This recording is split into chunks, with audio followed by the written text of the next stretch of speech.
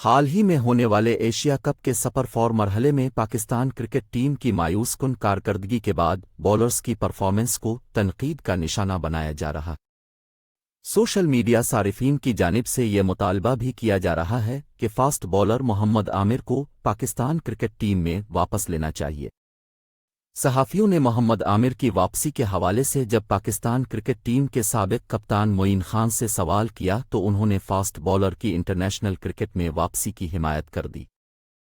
Social media پر گردش کرنے والی ویڈیو میں معین خان نے کہا ہے کہ محمد عامر لیگز کھیل رہا ہے اور اچھا پرفارم کر رہا ہے۔ انہوں نے یہ بھی کہا کہ ایسا نہیں کرنا چاہیے کہ حقدار کھلاڑی کی جگہ جو پہلے ہی ٹیم میں سیٹ ہو اب اس کی جگہ عامر کو دوبارہ لے آئے۔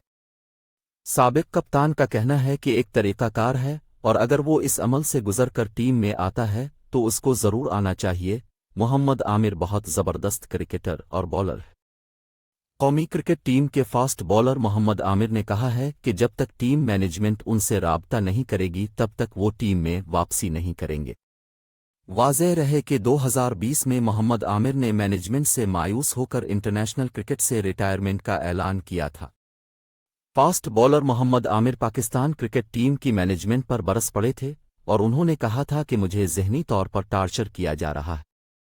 پاکستان کرکٹ بورڈ (PCB) نے عامر کے ریٹائرمنٹ کے فیصلے کو ذاتی فیصلہ قرار دیتے ہوئے کہا تھا کہ آئندہ کسی بھی انٹرنیشنل میچ کے لیے محمد عامر کے نام پر غور نہیں کیا جائے گا۔